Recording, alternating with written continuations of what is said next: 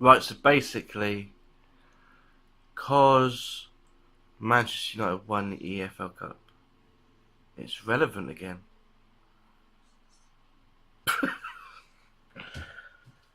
Wow.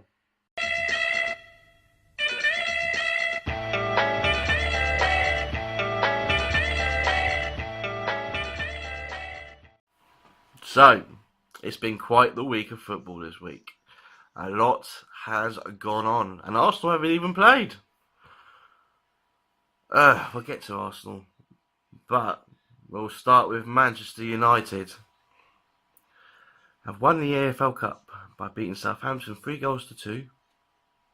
A lot of controversy in it. For example, the Southampton first half goal, which was disallowed for offside, which clearly was not. Gabbiadini looks some player though. Great signing for Southampton. Probably join Liverpool in the summer. But what I want to talk about with regards to the EFL Cup final and Manchester United winning it is their fans. Now, a lot of their fans last season and in previous seasons when other teams, big teams such as Man City and Chelsea have won it, they would then they'll shrug it off and go, it's only the Mickey Mouse Cup, blah, blah, blah, blah. But when they win it, they'll say it's got no relevance. But when they win it, all of a sudden, it's a big competition and it's relevant. Now, for me, a trophy's a trophy. You'd want to go out there and win every trophy. That's sport. You want to go out and win. But look, I saw this tweet yesterday. There was one from the same guy, Man United fan, from the Man City won it last year to Man United winning it yesterday. It reads, this is a tweet from last year after City won it. It reads, fuck off City, celebrating a stupid League Cup win like winning the bloody World Cup. Proper tin pot club deserves just that. Alright then, so we'll go on to this year. And the tweet this year from Sunday says, biggest competition in the fucking World Cup this, no tin pot club will understand this, we are the EFL champions. It just says it all. And the thing is, it's not just him. There is so many. I've looked on all my social media accounts yesterday, and the same people that were knocking it last year when City won it, and when other teams have won it before. Oh, it's just a Mickey Mouse Cup. It's not relevant. All of a sudden, now they've won it, it's relevant. So I was still looking down trying to read some others, but I'm just I ain't got all day to go through them all. It's just laughable, and they wonder why that their fans are always laughed at and hated the most out of all of them. I could be here all day talking about it, but I'm not going to. Something else I want to talk about. Claudio Ranieri getting sacked. What a joke that is. The guy who worked a miracle last year is now sacked. And they sacked him after the Sevilla game.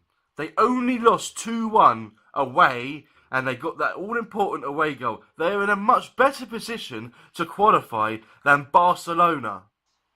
And you're going to sack him now. So you're going to have his caretaker boss come in, probably going to get tonked at home now, all because the players weren't comfortable or happy. But you need to take responsibility. You're the same players, apart from N'Golo Kante, who went to Chelsea. You're still the same team. Yeah, you got the additions of Musa and players like Slimani, who are very good players, I may add.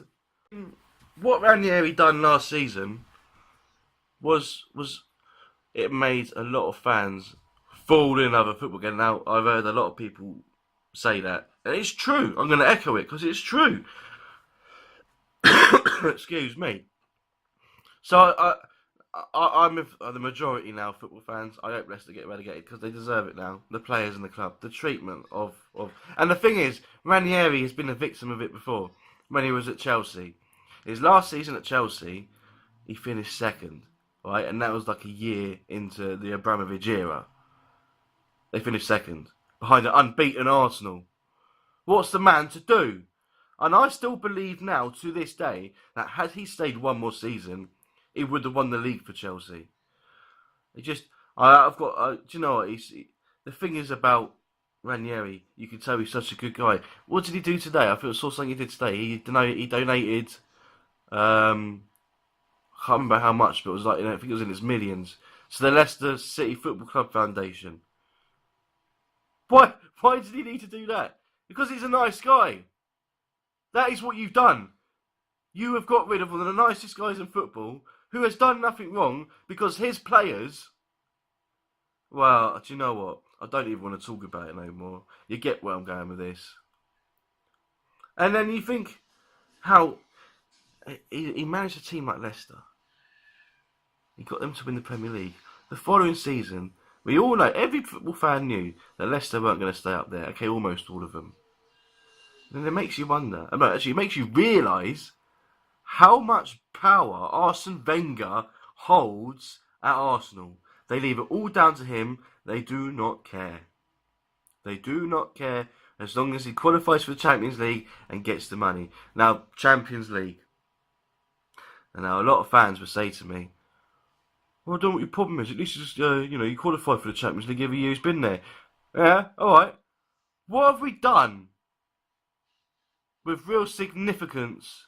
What have we got to show for those 20 years of qualifying for the Champions League consecutively? 1 runners-up middle, a couple of semi-final appearances in 20 seasons.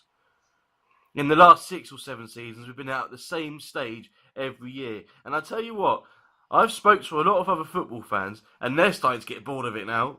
That's how bad it is. When they're starting to get bored of taking the piss out of you, there's something seriously wrong. Something seriously wrong. Now, you have your Liverpools, you have your Manchester Uniteds, and you have your Chelseas, who don't necessarily qualify for the Champions League in consecutive years. But when they've been in the Champions League, they've done something. They've reached multiple semi-finals, they've reached multiple finals, and they've even gone on to win the bloody thing in Wenger's tenure. 20 years of the Champions League. And you've got 1 runners-up medal. Yes, we were unlucky that night, but that's all we've got to show for it. Because the last 6-7 years, okay, Monaco, that should never have happened, but it did. But we're losing to Barcelona and Bayern Munich repeatedly. And we were promised, at this time, since moving from the Highbury to the Emirates, to now, we should be competing with the likes of Barca and Bayern. I see no progression. We're dropping out the top 4 in the Premier League at this rate. We're not going to beat Bayern Munich 4-0 in the Champions League. So, how are we competing? Financially? Probably, yeah. Because that's all the club fucking thinks about. I'm just so done. Arsenal haven't even played this weekend and I'm going on about it still. Do you know what? I'm going to end it here. I can't be bothered anymore. I'll just wait, see what happens against Liverpool. Oh, well, at Anfield, I'm not too hopeful, put it this way. But anyway, put your predictions for the Liverpool game, and any comments to what I've said, whack them down below. And for now, do you know, that's it. I'm done.